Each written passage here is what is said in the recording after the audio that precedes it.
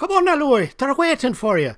Oh, thanks, Seamus. Oh, hello, and good evening, and welcome to another Smaulgld live stream. Thank you, Seamus. Tonight is Friday, the 4th of January, 2019. And tonight's topic is Epic Bear Battle. And welcome, Smaulgld Game Changers, and welcome to all. And this is Seamus McGee's favorite podcast. That's right, I love Smaulgld. 'Tis the grandest show on YouTube, especially on Thursday nights. Well, tonight's Friday night, and we hope you will enjoy the podcast. We've got a lot of information, mostly news from today, and we're going to get into this epic bear bull battle on the equity markets and also in the gold and silver markets. So let's take a look what we got in the gold and silver markets today, in the equity markets, and in the news market. So today's topic is about the bull-bear battle that's going on. We've got a lot of different tensions in the marketplace and in the political environment. So let's get at it. Gold today. Gold price today was down a little bit, down about a little more than 0.5%, down 0.69%, down about $8, closed at $12.84. It had been rising bit by bit every day for a while. It was kind of due for a pullback, and it had it today. And it actually fell more than silver did, which is interesting. The other day, silver rose more than gold and now has fallen less than silver. Let's take a look. There is your silver price. Silver is down just 3 cents, down to about 15.68. On the charts at the moment, they're currently about the same price in the aftermarkets. Silver at 15.66, gold at 12.84. And what does that do to our unsustainable gold-silver ratio? Well, it's come down a little bit more. It's down to about 82 to 1. It had been as high as 82.5 about in the middle of the day.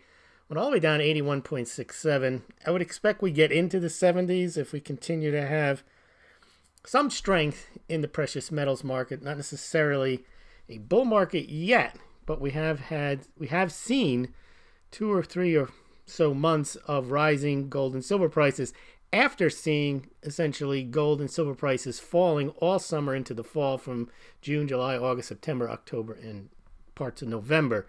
So we've just made a turnaround, but it looks like somewhat of a V-shaped recovery. Not sure how that's going to play out, but we will definitely keep that under observation. Now, the stock market today rose. One reason, December jobs report up 312,000. Unemployment rate also up from 3.6% to 3.9%. And the estimates were 176 new jobs created versus 3.6%. So that was a big shocker. And then we also had some news from the Fed. They appear to be backing off of a few Fed presidents, as well as Powell backing off of their rate hike path, that kind of set path, which really never was a set path. They always said they would be data dependent and take a look and see, but they're repeating that more often. Now, here's just something interesting that I happened to see. Remember the other night we talked about Jair Bolsonaro, the new president of Brazil, who the media likes to call far right. And I don't know much about his politics other than he is a Brazil first, and that the Chinese call him Tropical Trump. He appears to have, however, more of a ideological bent than Donald Trump does. Donald Trump, I'm not sure what his politics are. He's like that song in Cream. He's leaning to the left, leaning to the right. I'm not quite sure what his politics are. But Bolsonaro, this is what he had to say. One of our strategies to get Brazil to climb from the lowest spots of the educational ranking is to tackle the Marxist garbage in our schools head on. We shall succeed in forming citizens and not political militants. Now, that's a very interesting indictment on the school system in Brazil, is that perhaps they're not teaching students skills or even civics, that they're basically teaching them what type of oppression they may be suffering from. And again, that may not be education. So interesting to see that Bolsonaro, that's his plan, is to increase the educational value.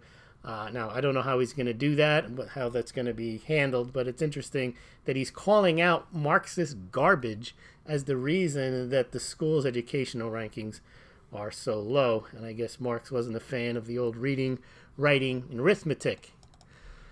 All right, what else do we got in the way of news? Well, one thing I do want to mention, the other day we were talking about the value of silver, and a lot of people like to say that the reason silver is valuable or gold is valuable, when I say that gold and silver are not transactional metals anymore, they don't act as a medium of exchange, and therefore they have lost some of that monetary value because they're not useful to transact in. And the reason that fiat currencies, including the dollar, have value, even though they may not have that intrinsic value, they have that use value.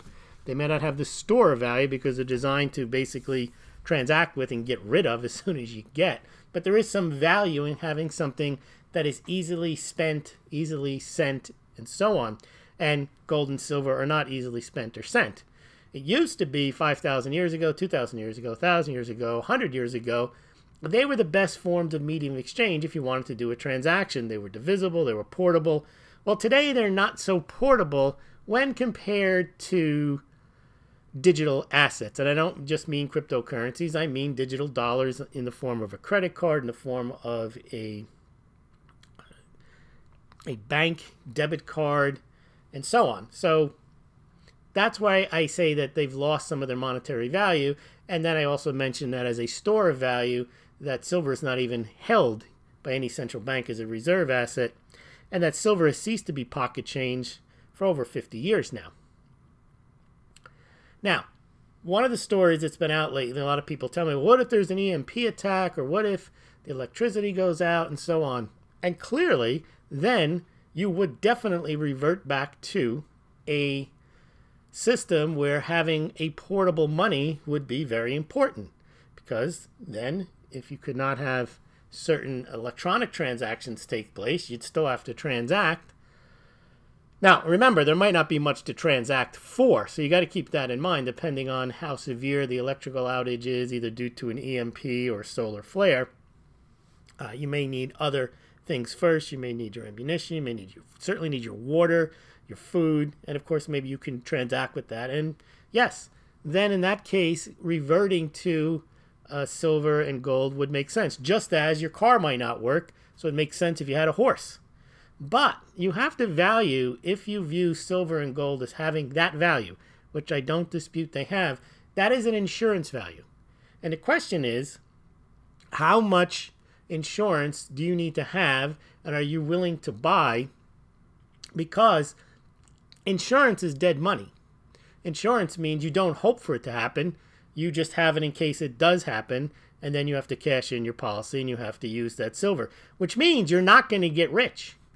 If you're holding silver and you think the bulk of the value is, if there's an EMP attack or there's some cessation in the ability to transact and you can transact with that, that might not be worth as much as you think it is, and it's certainly not going to make you rich.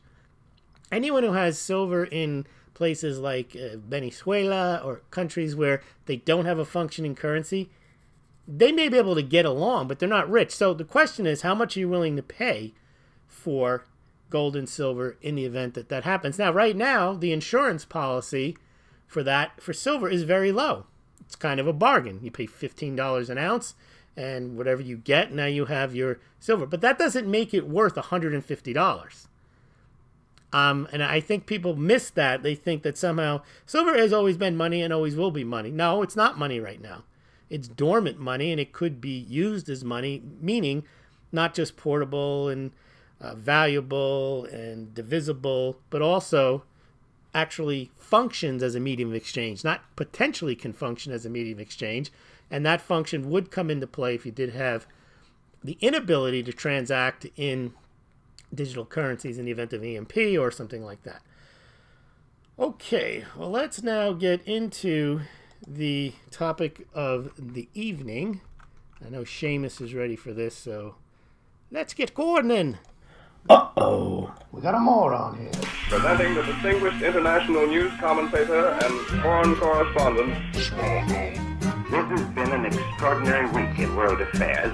No, I told Hillary Clinton that that's moronic. Uh-oh. Well, I was gonna play for you a clip, but it has been deleted because it was profane. And we had today, this is Michigan Congresswoman joining the ranks of the new freshman or freshwoman congresswoman, Rashida Tlaib. I don't know how you pronounce that. Well, she went off on a profanity-laced comment about impeaching Donald Trump. I don't have the clip, and I probably wouldn't have played it anyway, because this is a family-friendly channel. I know Seamus has his kids listening, and many of you do. And I don't think I've been caught out with any profanity. I might have had a guest or two, but anyway, I try to stay away from that kind of thing. Well, this woman, she was giving a little, I don't know what she was giving, a victory speech. Her kids were there, and she was giving the old fist pump, right on, right on, right on. And we're going to get in there, and we are going to impeach that. Beep, beep, beep. Yeah, 3 syllables right there. It begins with an M, ends with an R. 3 words. And she didn't apologize for it. She basically said, that's me. She's speaking truth to power. Of course, Donald Trump jumped in on it, and he's no one to talk about using profane language. Someone actually put a clip together today. Someone sent it to me on Twitter. About a minute and a half of him just cussing and swearing like a sailor. But I think here's where Trump was a little upset about it. He said, yeah, here it is. President Trump on Representative Rashida Tlaib calls to impeach that mother. Beep. Thought her comments were disgraceful. I think she dishonored herself and thinks she dishonored her family. Of course, when anyone attacks you, it's never a good thing. All right. Now, let's get into this bull bear thing here. And there's a few things that we have to be paying attention to. First is China. China, some people would say, is one of the major causes of this smackdown in the equities markets. Others might say, well, it's just time. I mean, the stock's price has been going higher and higher for the longest time, and it really hasn't taken a break, and valuations are extended. And they say, it's just a bubble looking for a pin. And that's possible. It's quite possible that it could be anything. However, the Fed has noted, economists, whatever they're worth, have noted that there's always the potential, not just for uncertainty, but for a bad outcome in this U.S.-Chinese tariff spat. Now, China, in my view, has always been, I think, what's going to pop the whole global bubble. A lot of people think it's the dollar. I don't think so. I think China's been far more abusive in its central planning, its credit creation, its massive debt, its bad debt, its write-off of debt, its hiding of debt, its converting of debt into equity, it's building bridges to nowhere, all that. I think that is so, quote, unsustainable and done on such a massive scale that that's really what's going to bring down the whole economy of the world. They make a lot of stuff for a lot of people rely on that stuff. They've built mega cities. They've moved more people, I think, in 10 years and poured more concrete than has ever been poured in like the history of the world. It is just a massive economic creation of value and through debt the last 10 years. And you're seeing the GDPs come down. Everything is coming down. And eventually it would have come down anyway. That type of growth can't go on forever. But they keep printing more and issuing more credit in order to try to keep that going. And what's really thrown a monkey wrench into the whole thing, or a spanner in the works, as they say in England, is that there goes the Smaulgld. What was that? That is a Smaulgld. That is a Smaulgld magnet bottle opener. Which really upset China, or not upset them like emotionally, but upset them. Their economic central plans are that these tariffs, they weren't counting on having to subsidize all of their exporters because of the tariffs that the U.S. have placed on them. So China is a big issue. China has always been a big issue. And the stock market's always been, or the last few years, has always been in a position where it's, as we've said, it's risen threefold, but the U.S. economy has only grown 25% in the last 10 years. So you've got that massive stock market getting ahead of itself, economics, the economy not really doing that well. You may get 3% GDP growth this year, but you're getting far more in excess in stock gains the last 10 years. And with China slowing down, it just could be that the stock market could be ready to go.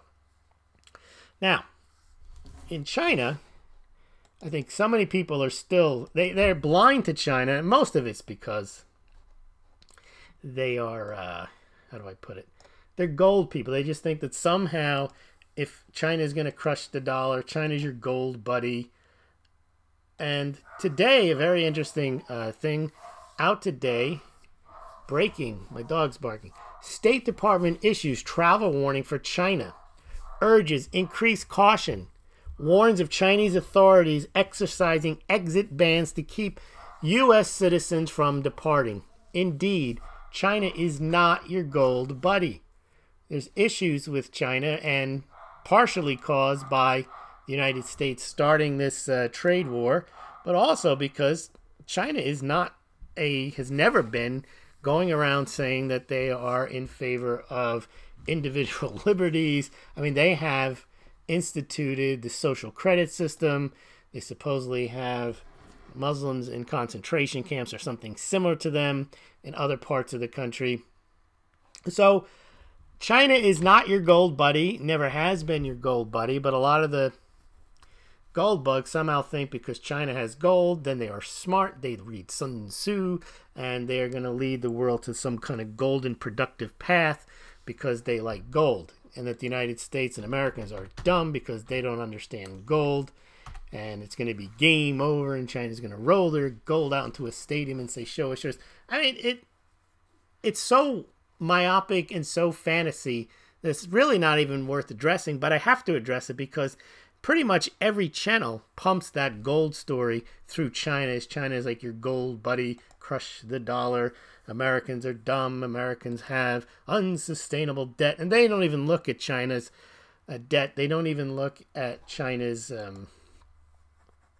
social issues, lack of liberty, and so on. And just another one, let me just pull up something here. I want to get your poll up here. We do have a little difference in the polls between, we took the poll between on YouTube, but we also took it on Twitter. So I just want to get those polls to show you what I was asking you guys is where you think we are, whether we've got a bull or a bear market going on. Okay, but with China, we're seeing this China's your gold buddy, China's productive, China to crush the dollar. And here's another one.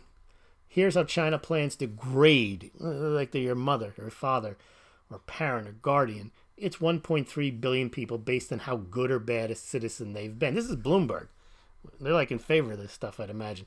But, you know, China to crush the dollar, game over, game changer, goldpumper.com. I think people are waking up to this. I know I've been pounding on this theme for a couple of years. I even went on Wall Street for Main Street a year or so ago. Jason over Wall Street for Main Street now is on this as well. I mean, it's so obvious. I just don't. I mean, just because China has gold, it doesn't make them free market. It doesn't make them in favor of individual liberties. I'm just not sure where that came from. All right, now let's get over to the Fed, what they said today. So it was big news with the Fed. Oh, I didn't even mention, well, we'll get into it. I guess that's part of the bull bear topic. I mentioned the gold and silver, but I didn't mention the Dow Jones. We mentioned that we had that big increase in the jobs numbers, but we didn't mention where the price of the equities went. But breaking, Federal Reserve Chief Jay Powell insists there's no preset rate path, as he says we will be patient. Well, that's effectively, supposedly, getting the Fed down to a point where they are now at least neutral, if not dovish. And the market did indeed react. And we've been talking about this the last month or two, where we've saying that the market was taking one step forward and two step back. And then we said it was taking one step forward and 3 steps back. Well, now we're taking 1 giant leap forward and 3 giant leaps back because the swings are huge.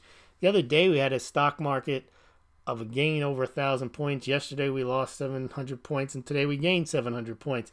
The Dow Jones up 746 points to 23,433. That was good for 3.25% increase. NASDAQ up 275 points, or 4.25%, up to 6738. And the S&P 500 pulled ahead of 2,500 again to 2,531, a rise of 84 points, or 3.43%.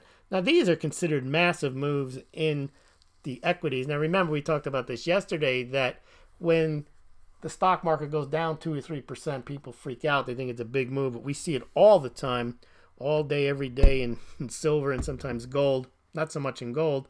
And then, of course, we see it every 15 minutes in the cryptocurrencies.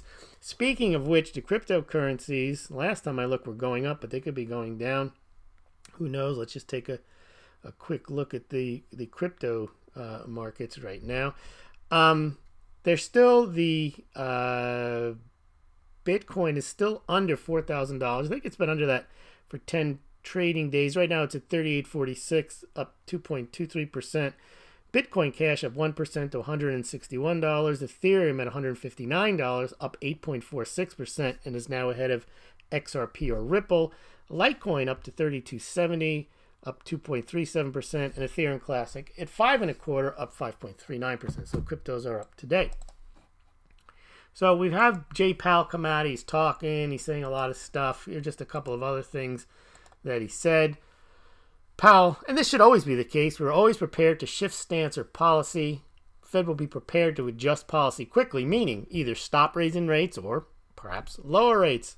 And then he says, Powell says, Fed will be patient, prepared with flexible policy.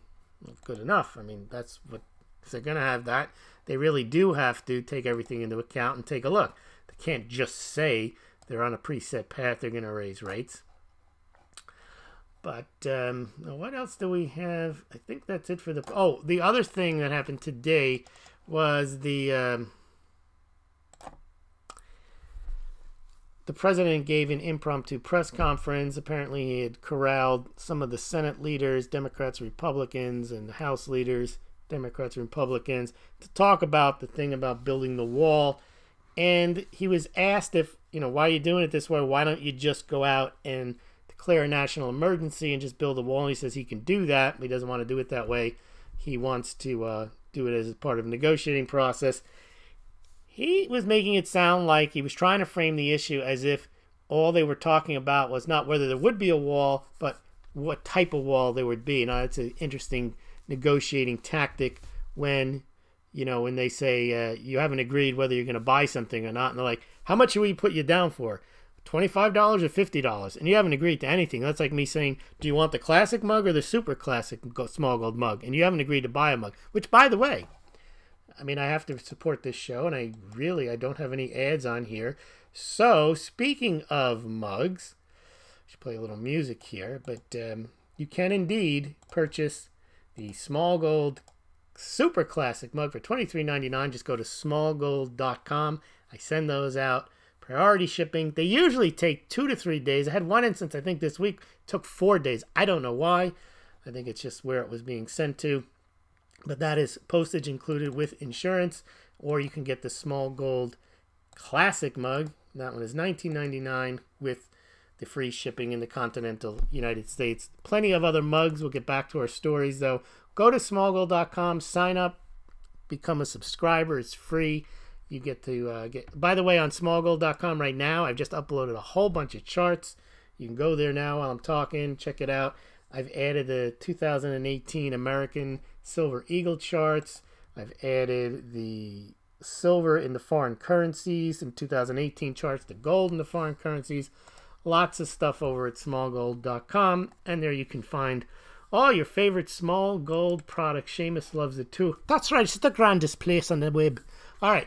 Seamus, thank you. So let's get back now to Donald Trump and the wall. This is another kind of bull-bear thing that's going on with the Trumpster here. He is advocating for a wall, and the negotiating tactic is, yeah, well, I'm not sure it's going to be a a steel wall or a concrete wall. There's pros and cons. Very clever indeed to do it that way. I'm not sure they've agreed to that, but he is now framing this issue. Remember, the wall is part of immigration control. And a lot of people, you're going to get into this argument that you can't stop people coming into the United States because there is a wall. They will just go around it. They will come into the ports. They will fly over. Yeah, that's all true. And you really don't even want to get into that argument because, yes, people will always find a way around the wall, but not en masse. It's not, you can't run a caravan on a plane. You can't get 10,000 people on planes and ship them in the U.S. because when they get there, there is, in a sense, a wall.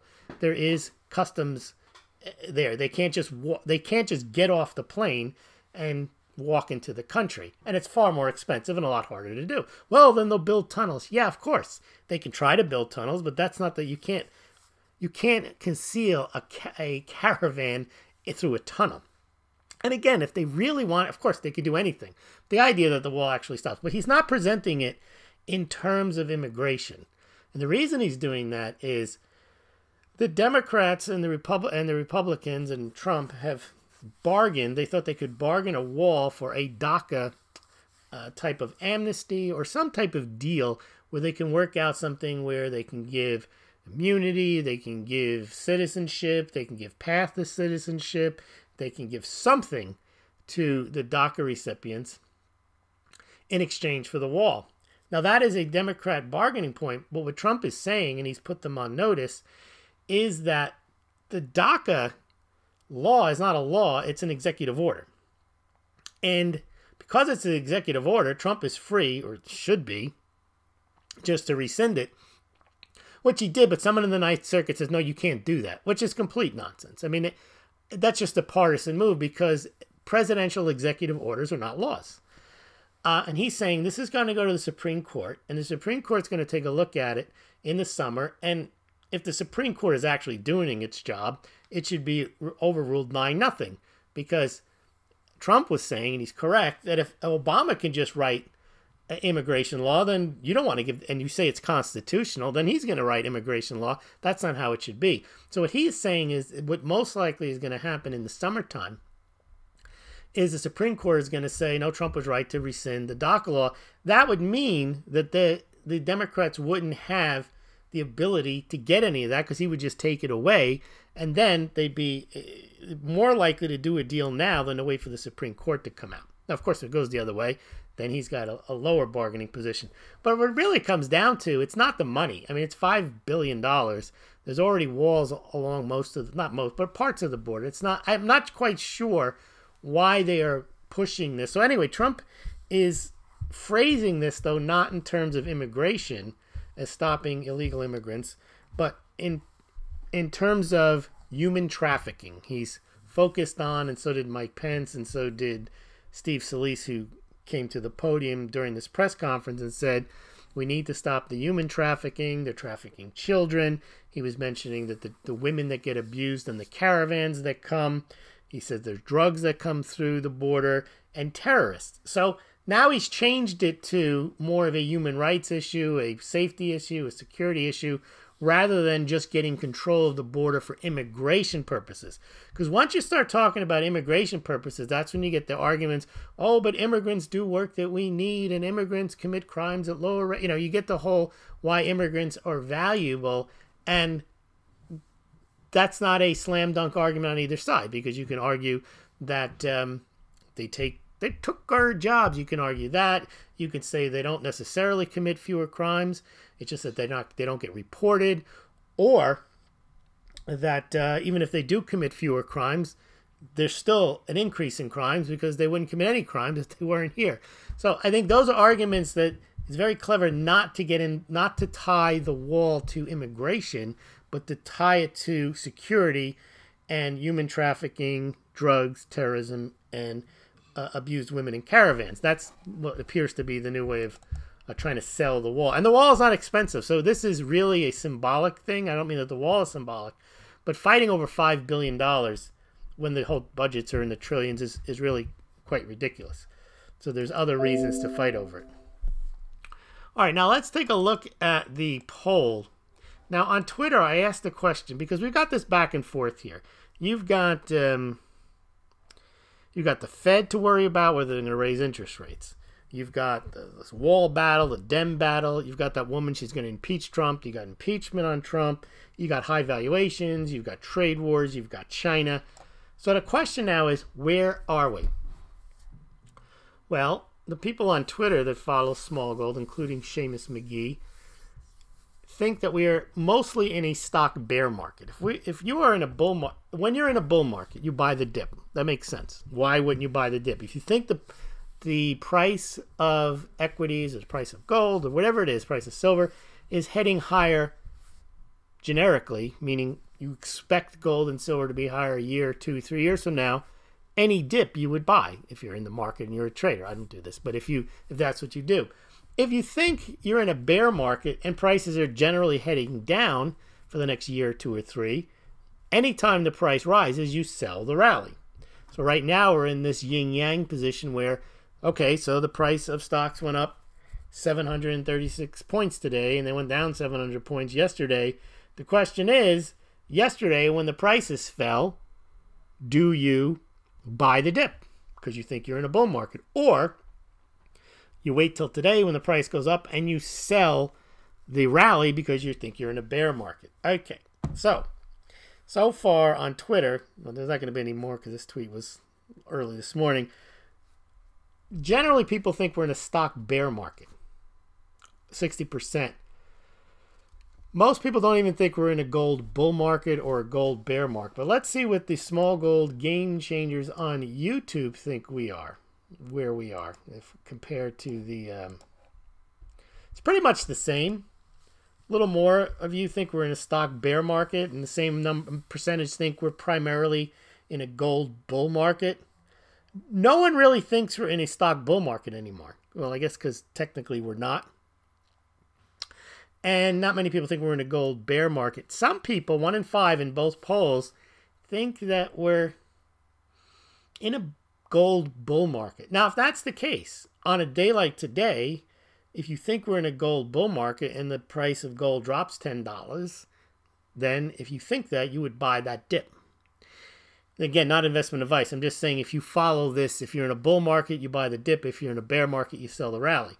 And similarly, if you think that we're in a gold bear market, you'd be selling all month. You'd have been selling since November every time the price rose because you think at some point in the future. All right, well, let's see what you guys think of where we are, bull market, bear market. But remember, let me just get you to go to the Smaulgld site and get your Smaulgld mugs. Make your Smaulgld donations. You can do it on PayPal, Patreon, Litecoin, Bitcoin. If you enjoy the show, be like Seamus. Tip heavily. Okay, let's see. Always leave the mug life. All right, let's see what we got over here. All right. And Holloman is here. De La Villa is here. Pablo is here. All the regulars are strolling in with their mugs. Smaulgld game changer. Jeffrey Gotts is here. Another regular. Scott Wardell is here. Another regular. Pablo, you jinxed us last night. You said we hadn't had a SmackDown in a while, and then today we had that SmackDown. All right, let's see. Scott Wardell can hardly wait for St. Pat's Day if Seamus survives us. He'll be doing the whole show, I believe, on St. Patrick's Day. It'll be grand. All right. U.S. dollar fell, and gold and silver did not recoup their losses today so far. Must be the slam down on gold and silver. Well, you definitely noticed. No tether there. Scott Wardell, anybody care about dancing on the ceiling today at BU? Other than the proofs bought from early on. De La Ville. Oh, you're talking about Alexandra Ocasio-Cortez. I don't know what the big deal is there. I mean, what was she, like 18, 7? She's having a dance. I don't even know what the big deal there is. How much different is that from many universities are teaching here? Occasionally Cortex is the dancing queen. She had a degree in economics. Well, that's an LOL. I mean, she doesn't seem to understand economics at all, other than she wants stuff that she doesn't want to pay for, and she believes someone else owes somebody. I mean, that's I don't have a way she acts, and the things she says and dancing on the ceiling. That doesn't. I mean, whatever she's doing, I like if someone has a personality and she wants to dance. That's fine, but that doesn't mean that you're gonna hand her your money and tell her go ahead and give us all free health care and education. All right. I'd say softer science. That one I don't understand, Scott, but that's all right. DW. Most universities here in the U.S. are only teaching left-leaning ideas. Yeah, that's definitely true. If you don't agree with me, you get a poor grade. Yeah, you have to go along with the whole thing. It's probably even true in the elementary, and the teachers are generally not.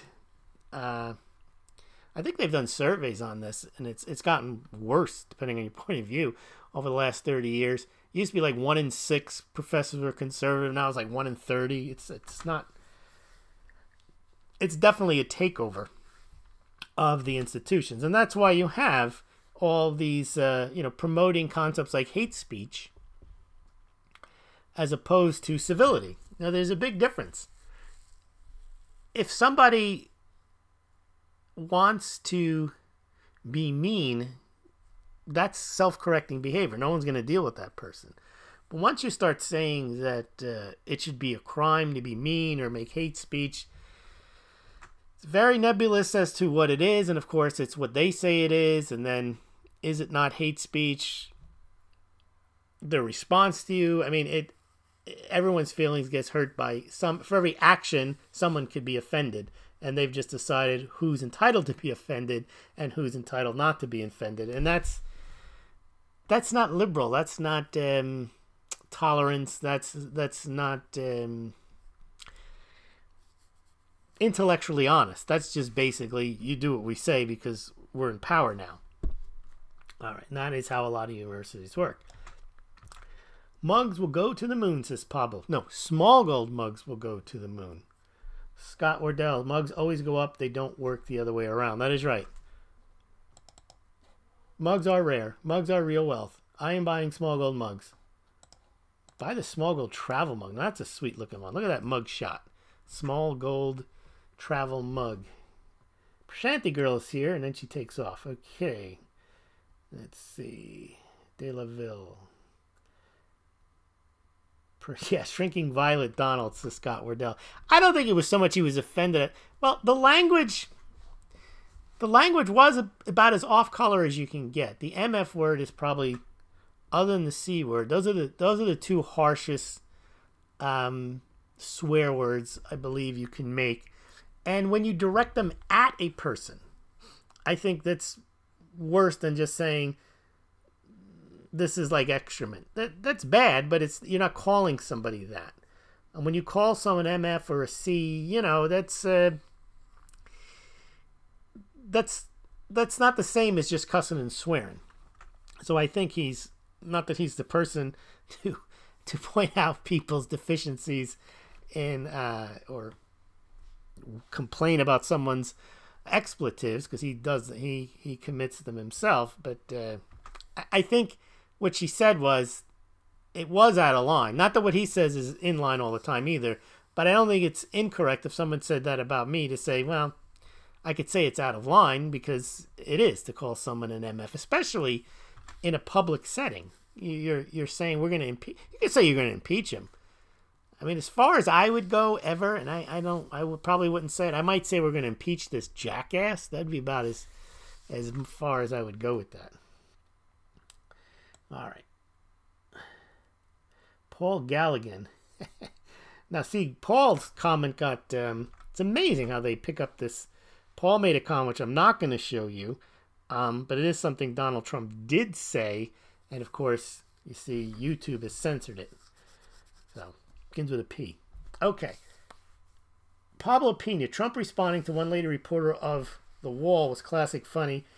He has exceptional used car salesman qualities. Yeah, I did listen to that whole thing. Scott Wardell, if he can sell this Dow Jones, maybe that should be Lewis's next poll. Can Powell or Trump jawbone this whole thing while the crick rises? Yeah, That's the question. You know, we'll put that up maybe tomorrow, Scott. Is the whole thing has been jawboned. It's not based on valuations because you wouldn't even have Tesla as a public company. All right, let's see. DW. Do you find your location affects your view on the wall? Probably should, yes. People in southern states who live close to the wall mostly want the wall. Well, that would make sense. They see what it is. People in northern states seem to say no wall. Yes, because when something is theoretical, I've noticed this. If you're the one who's not in pain, this is just personal, not politics. You generally think, oh, you'll get over it. Yeah. Oh, you ate something, you got a stomach. Oh, that's fine. You'll be fine.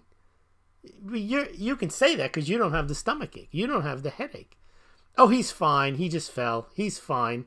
Now, the person's not going to stand up and say, no, it actually hurts because it's already been told to shut up. So it's a very powerful peer with the people in the North, if indeed this is how it plays out, and it probably does, to say, oh, you're just being racist, sexist, or whatever it is, why you don't want the wall. Because it's hard for you to say, no, it does bother me here. There is an issue here. Because you've been told it's a non-issue by people who it isn't an issue for. That's a good observation, DW. Ann Holland, Mexico has a wall on its southern border, no big deal. Just as Trump haters make it a big deal. Yeah, I don't know why, if the border is a source of much crossing, much illegal crossing, then there should be a way to stop it. And since they haven't figured out a way of stopping, a wall definitely would stop. See, when people say, well, the wall doesn't work. Well, no, it doesn't stop every problem. It doesn't stop every person. But clearly it's going to stop a caravan because they're going to have to stop there and everyone's going to see them there and they're not going to all be able to jump over it. All right. Who cares about the economy, precious metals, unsustainable debt when we have U.S. hockey about to take the World Juniors gold medal and Canada won't get squat? I didn't know that, La Plata Pink. Well, thanks for letting us know. Wall lives matter. I lived in Florida not long ago, and we need a wall. Lots of illegals there. DB Stupid. That's his name. I'm not calling him stupid. What percentage of the American public is holding metals in physical investment? It's an excellent question, and I don't have the answer to it, but it's not that hard to figure out, and it's definitely low. I'm talking about less than 1%, because if 15 million Silver Eagles were sold last year, now that doesn't mean that if you didn't buy a Silver Eagle this year, you don't have precious metals, but just indulge the 15 million. If there's 330 million people in the United States, well, you know of those 15 million Silver Eagles, it's not because 15 million people each bought a Silver Eagle. I would imagine that the average person who buys Silver Eagles, the average order,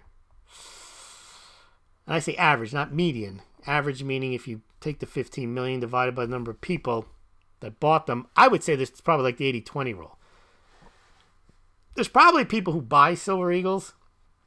They probably buy them by the monster box. When I say that, I don't mean there's more people that buy monster boxes than people who buy a coin here or there. I mean, of the 15 million, I think that there's probably a few hundred people who buy 4 or 5 million of those 15 million, just because they buy a lot of them. So that point being is that I don't think a lot of people actually buy them. I did a blog post on this. You can Google it. What if 1% of the U.S. labor force invested in silver? And I show charts that if small amounts of people actually bought small amounts of silver, they'd buy up the whole supply in a year. They'd buy up the mining supply. And we know that's not the case. So I would say it's less than single digits. I'd say it's under 1% actually own investable silver. Now, you may have I have a gold ring. That doesn't count as a gold investment. But I'm sure, I would bet 50% of people have a gold item. Just because most people who are married have some type of ring. But I wouldn't say that many people have a gold coin or many people have a silver coin or something like that. And the people that do invest in silver nowadays or gold, they buy ETFs. And that's clear because no, they don't. They've got to have it in their hand. Well, if you look at the number of people who own GDLD shares, it's far in excess of, I mean, the pitiful amounts that they sell at the U.S. Mint. And that's basically what people buy. They buy U.S. Mint products in the United States, maybe Canadian Mint products, but they're not selling many of them either. All right. Scott Wardell, true. Minnesotans or Iowagians ignore our new neighbors and workers so long as Canucks don't come here. Yeah, well then, build a wall on the Canadian border. I mean, it's just even bigger. La Plata Peaks is less than 1%. I agree. I doubt if it's even that, and I do agree there. Yep, Canadians are nothing but trouble. Eh? Lewis, what do you think of the notion that the Chinese will be adopting a gold trade note? You see, I don't think of any of these notions. I think these are stuff that people just make up. SDR, gold back yuan, gold trade note. These are all fantasy stories until I see it. And by the way, a gold trade note, though, however, is a good idea. I think it is a way of avoiding sanctions, but I don't think it means anything. The best thing about a gold trade note is it's not a gold back yuan. It's basically you're paying in gold, which is good. And you do that with somebody whom you don't want to take their Iranian rial or whatever. You say, no, we'll send you the stuff. You gotta give us gold or a note that says we can get the gold. But I don't think it's not going to be a game changer or anything. I mean, if people want to transact in gold, they're free to do so. They've always been free to do so. It's relatively unwieldy. You can move it in warehouses that you trust and say, well, now that pile's now in your pile. Or you can issue gold trade notes. But it's not very effective. And it's the same thing as Venezuela. When you're under sanctions, no one wants to use 19th century technology to transact unless they're back into the 19th century. I don't mean socially, but I mean in that they don't have running water or electricity, and they're doing things on steamships and passing messages on horses. So the idea of gold in the financial system right now, it is as a store of value. It is not as a transactional. Even, that's why they hold it. They don't transact in gold. And for individuals, they don't even hold it as a store of value. You think about it, every central bank has some gold, other than Canada and a few others, but not every sovereign individual has gold or silver, right? They don't have it. And the ones that do have it aren't trading it, they're hoarding it. So, all right.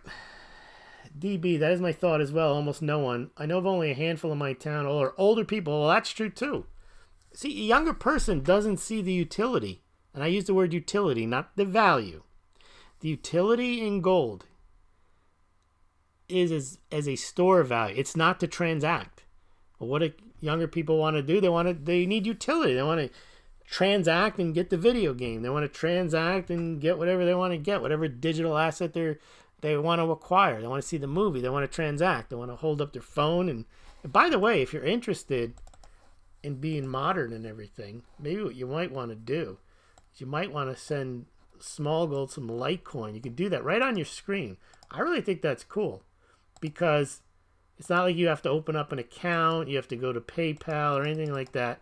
All you got to do is open up your wallet if you have a one of those I think it's loaf wallets, Litecoin wallets, and just open it up and say how much you want to send, and then boom, it's sent, and I get it. And that's the best thing about it. And again, that's why Bitcoin and Litecoin have utility. Not necessarily value, but their value is derived from the utility. Right now, if there was a reason you had to send me, like right now, you don't have to send me anything. There's no compelling need for you other than you want to. And that sometimes is very compelling. You feel like you want to and you'd like to. And if you can do it easily, you're going to do it. So you just hold up your phone to the Bitcoin QR code or the Litecoin QR code, and you send your Bitcoin or Litecoin.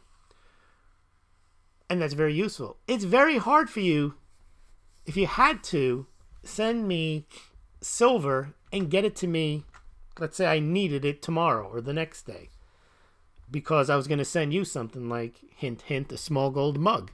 I mean, you could do it. I mean, I would take,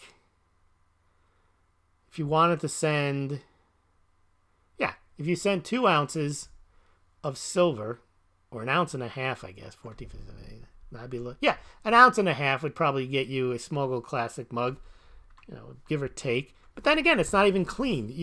What if I want to get $19.99 for a Smaulgld Classic mug? How are you going to send me that exactly? Even in real life, it's not divisible enough. Because right now, if silver is 15.65, that's not going to get you the mug. You're still going to owe $19.99 minus 15.65. You're still going to owe $4.34. What are you going to do for that? Send me a quarter? Might work. Silver quarter.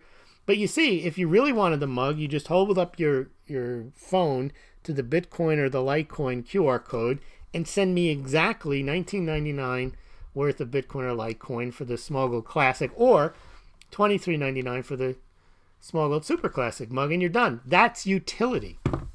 And I think that's why more people have, I would imagine, even today, maybe they don't, but eventually you'll see more people will have a Bitcoin and Litecoin than they will gold and silver, because they serve different purposes.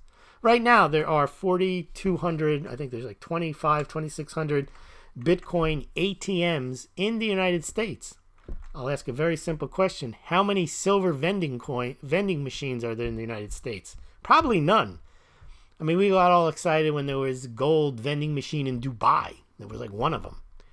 So again, people don't buy gold and silver to transact.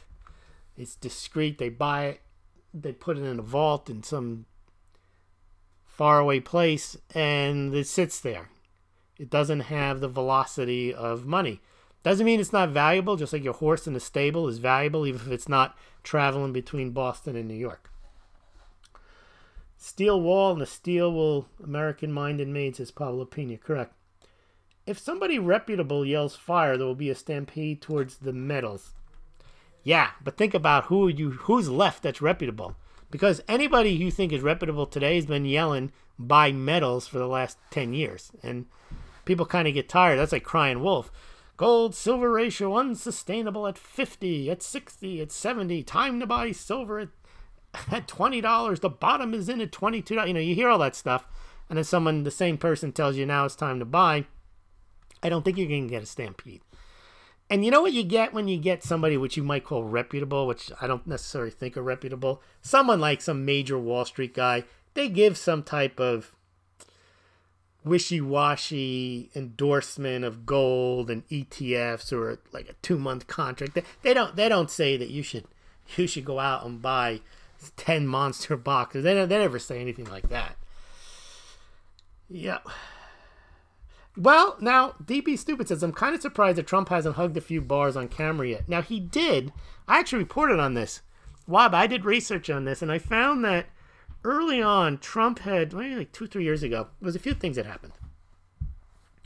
One, when APMEX opened up their New York office, it was in one of Trump's buildings, and he took a few gold bars as security deposit, and he gave this little speech how the dollar's becoming worthless. So he sounded like a real gold bug, and this is real wealth. He was holding it like they fit in the palm of both of his hands, and they were probably at the time worth $20,000, $30,000. I think it was around the time when gold was like $1,500, $1,600, $1,700. And I have another clip. I'd have to find it, where he was out and like talking in Pittsburgh, I think it was, to a group of people. And they asked him, what about a gold standard? And he goes, gold is nice, yeah. And then he said something like, we'd like to do a gold standard, but we don't know if we have the gold. And that got all the, that's the typical story. There's no gold at Fort Knox. I think any politician who's in office, the last thing they want is a gold standard. It restricts you like you can't believe. I mean, he's run up the deficit too, so you can't do that under a real gold standard. He does like gold decor.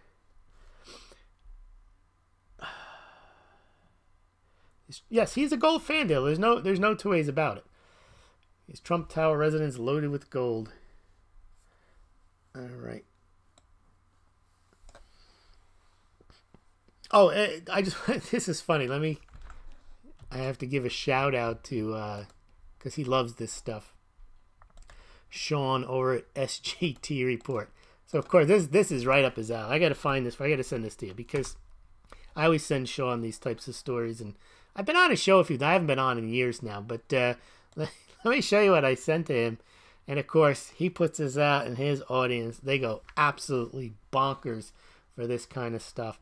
So you know that this Bree Payton woman, let me show you here. It's unbelievable. Bree Payton, young woman, reporter for The Federalist. She died instantly. They don't know why. And well, I happened to see this very sad story. We don't know why. And it's strange when people die for no reason when they're young. And I found this little story. Let me show you. I found this story and I sent it to Sean. And here's what the story says. Who broke the story of Mueller teams deleting the text messages of corrupt and disgraced FBI agent Peter Strzok? And then it was Bree Payton, and then she died. So I forward that to Sean. He writes, Lewis at Smaulgld forwarded me this one. Rest in peace, Bray. As with the death of Andrew Breitbart in 2011 called John Podesta world class. Okay. But you can see, this is the kind of stuff. Like, I could have run with this myself. I don't like these types of stories. 164 likes, 108 retweets in no time. I mean, you just throw that kind of stuff out there and people eat it up. There's got to be something wrong. She was killed. You know, the notion there is that the deep state had her. I'm sure there'll be a big story on it. The deep state had her killed and all this other stuff. But here is the story. Well, I'm not going to show it to you. I can't really do another screenshot. But she did write the story. I'll put in the show notes tomorrow. That her story was entitled, it was in the Federalist on December 13th. I don't know if she broke the story, but she reported on it. DOJ destroyed missing stroke page text messages before the IG could review them. And then she writes for about a few paragraphs explaining that.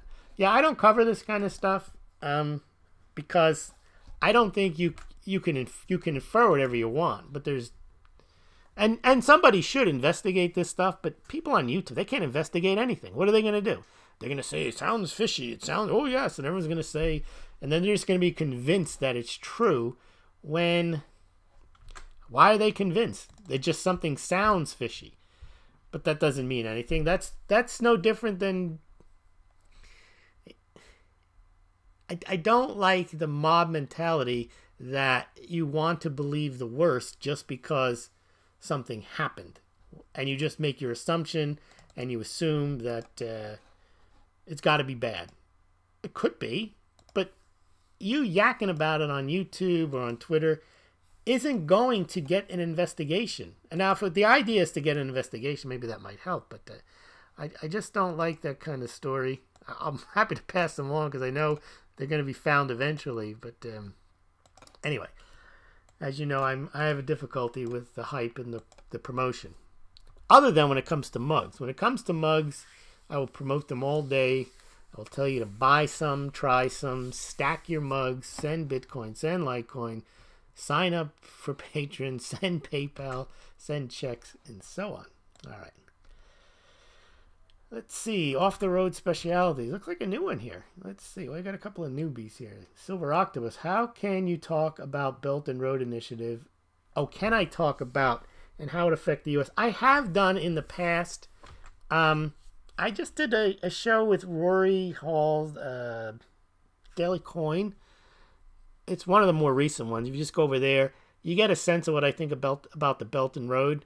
Rory presented one point of view. I presented another. Pretty extensive. I mean, I got more thoughts on it. I've done other shows on it, but that's the most recent thing I've done on the Belt and Road.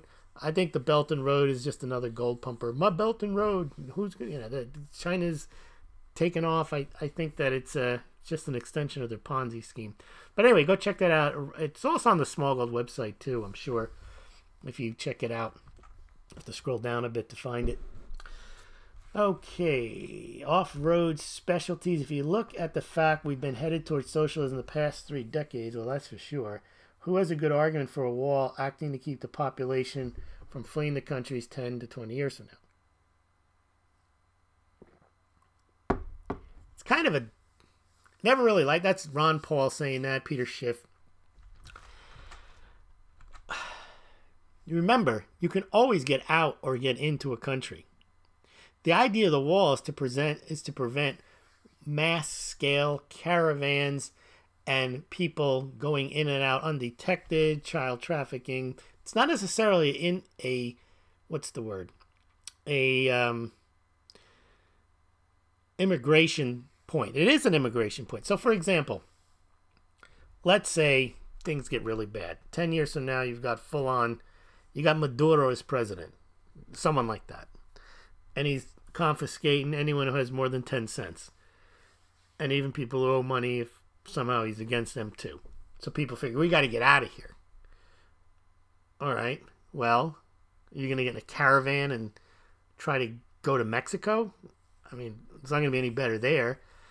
If you wanted to get out and you did have more than 10 cents, you probably have the ability to find your passage north or get on a plane somewhere. I mean, if your government is actually going to shut down everything, then you got other problems. I mean, the idea for the wall is to keep out people that are coming into the country for safety or to save money on services or to make sure that you get in the people that you want to get in and they come in and they're properly registered and they pay their taxes and all that other kind of stuff. So I don't think that my fear wouldn't be, well, now they're going to keep us all in here because there's a wall. I don't know. I think that's, if you wanted to get out, you just go to Canada.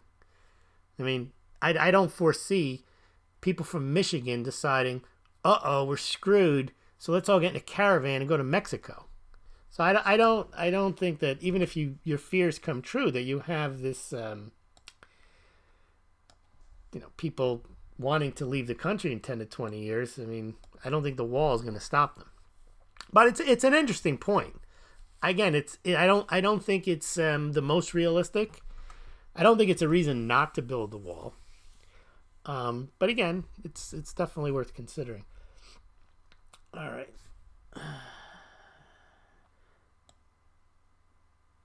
You did not say they took our jobs. No, they took our jobs. That's from this Cartman. Seamus's voice. Well, Jesus, they took our jobs. They were coming down the road. The next thing I know, my job was gone. Seamus, your job is sitting. Never mind. Okay, 5 billion is ridiculous. That's right. Who's to say we'll continue to have those rights to international travel? Well, sure. Who's to say anything, really? I mean,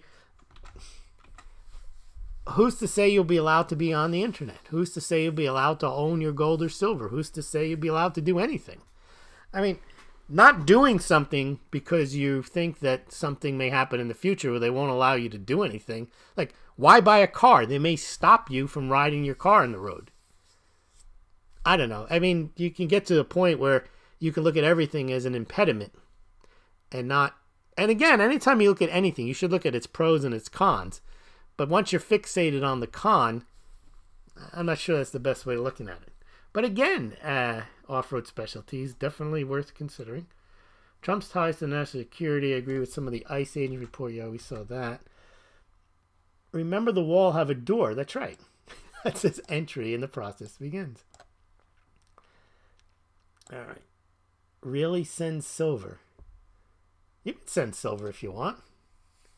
There's a post box right there. I'm not recommending that you do, but you could. And again, in this instance, see, I don't need, what's the word? There's nothing that Smaulgld does that requires an instantaneous transaction. If you're buying a mug, you don't need it and must have it right away. So you could send silver, you could, whatever, and you'll get your mug in a few days. Smaulgld is not the best example of why gold and silver are not very useful as a medium of exchange. But if there are things you absolutely want to have something immediately, you can't use gold or silver. You can't use gold or silver to buy something in Ohio if you live in Michigan, unless you want to go there, and it's not the most portable thing. All right, let's see. What else do we got here? Wow, we've got a lot of comments here. Again, I'm sorry. Let's see.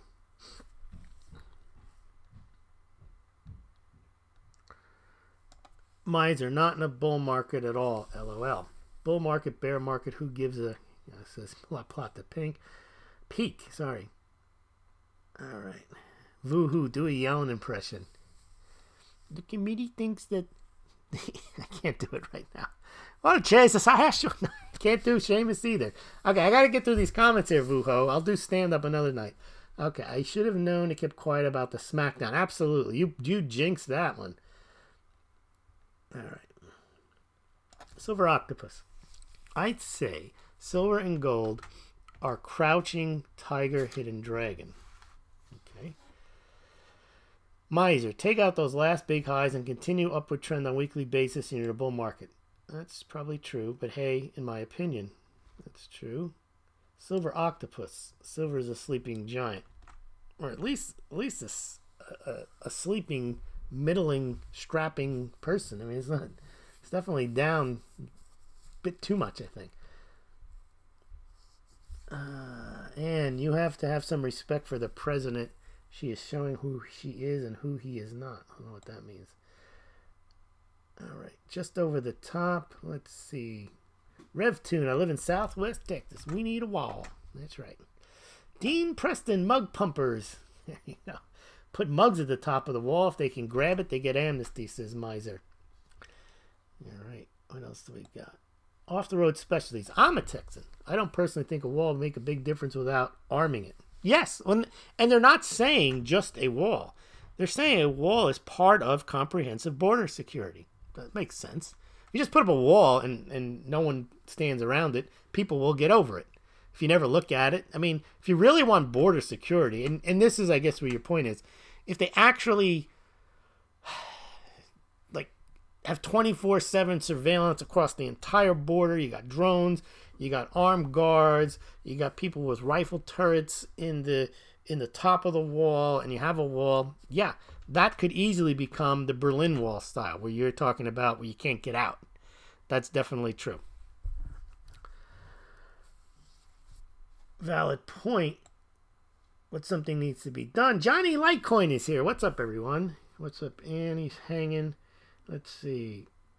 I think cryptos will drive younger people to see the value of precious metals. Now, there's a reverse view. A lot of gold and silver people went into cryptos because they thought they were alternative assets. They were limited supply. In a sense, they were digital hard money. You know, the whole story there.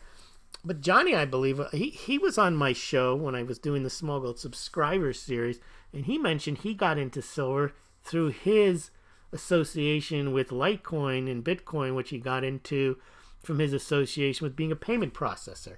So he saw the value in silver, and I think he's bought silver using his Litecoin. So that's an interesting thing. All right. Ann Holloman, is a community that got you in. Most crypto enthusiasts are former silver and gold bugs. That's right, because a lot of them come from like this libertarian background. I was 100% against Bitcoin. I didn't even know what Litecoin was, just because I thought it was nothing. But now I see the utility in it, in that it's permissionless and that you could use it. And again, just because I don't think it's worth anything is irrelevant. It's worth $3,800 last time I checked, and Litecoin is worth $30-some dollars. So I can get value. If somebody sends me a Bitcoin right now, I receive $32.88 worth of value that I could spend and buy something with. And so, and it's a utility is that it can be sent. Whereas the silver, you can send it to me, but I'm not going to have it for a few days. It might get lost in the mail. Whereas the Litecoin I get a confirmation that I have it. And the person who sent it gets a confirmation that they sent it. And I get it immediately. And that is the utility, not the value, but that is the utility of Litecoin and Bitcoin. And you can trash them, but the point is they're not worth less. If you send it, if you want to send the whole Bitcoin, I would get $3,841. All right. How many denarius use silver? The real solution to this issue is offered, especially requires too much unraveling of current policies we use to control South Americans. Yeah, see, it's a lot more than just, you're right, than immigration and child trafficking and drug use and terrorism and so on. I just sent some Litecoin to his QR code, says Johnny Moore. Super easy. He opened his Loaf wallet in the Litecoin app and scanned the QR code and sent him the Litecoin. Well, what I'm going to do now then, I don't believe it. Well, I do believe it. John actually bought a mug from me using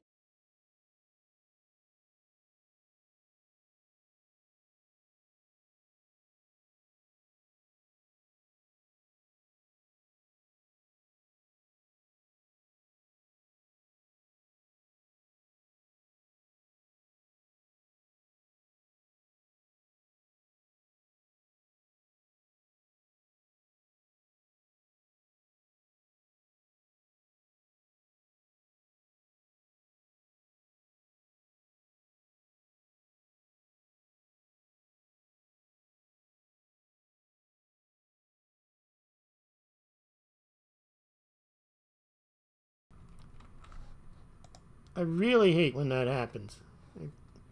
I really hate when that happens. Yeah.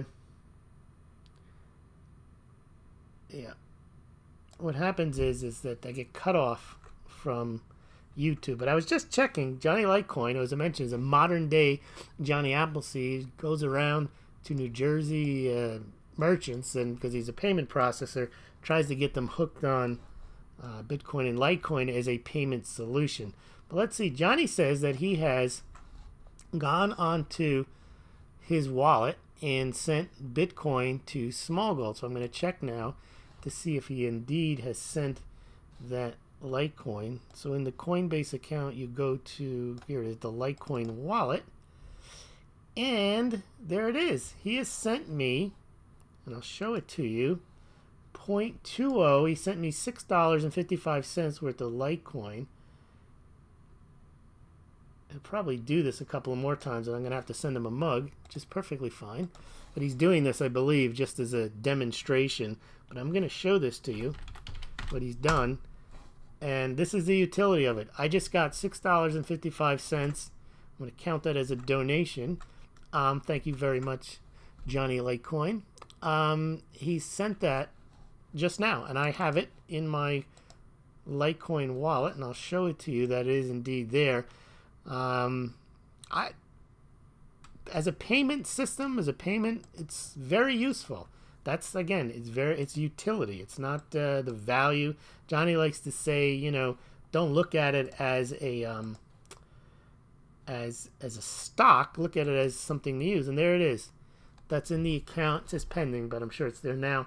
But he sent 0.2 Litecoin. That's currently worth $6.55. So there it is. It's in the account.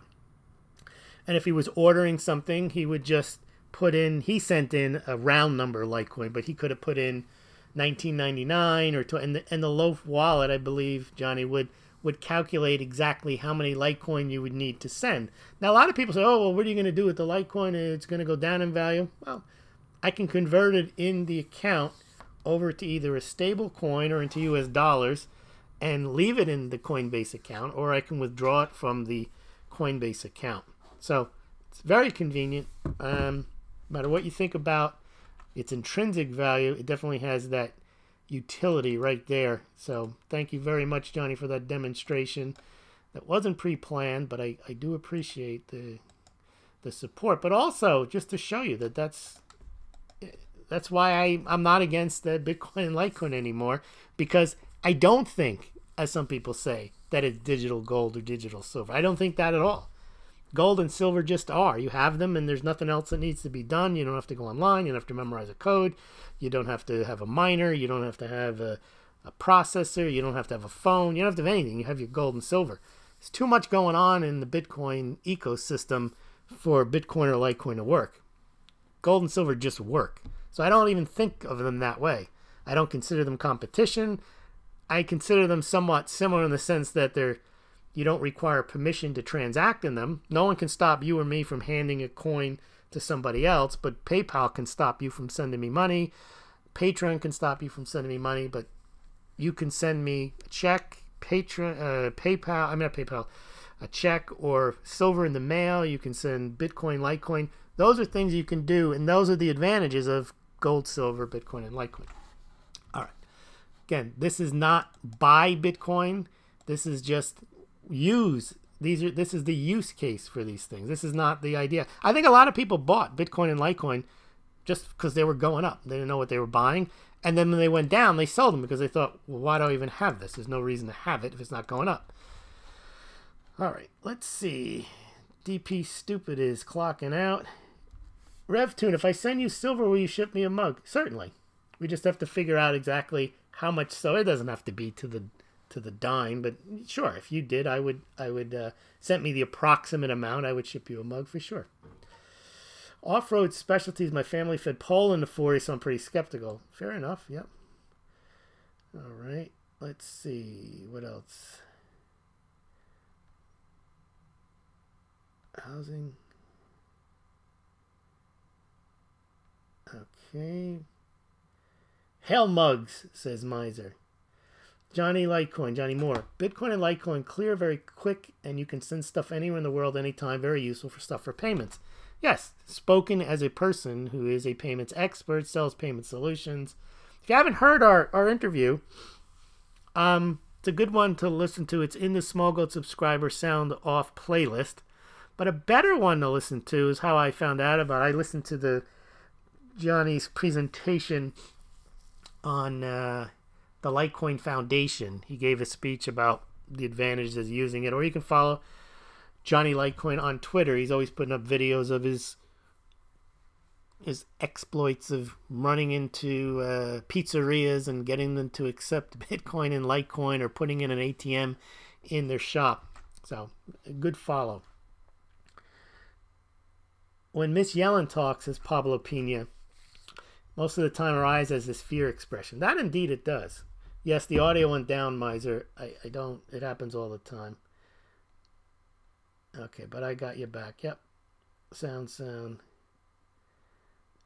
Things went awry in Mugtopia. That's right. Ann Holloman, Litecoin in a rally at this moment, is it? Let's see.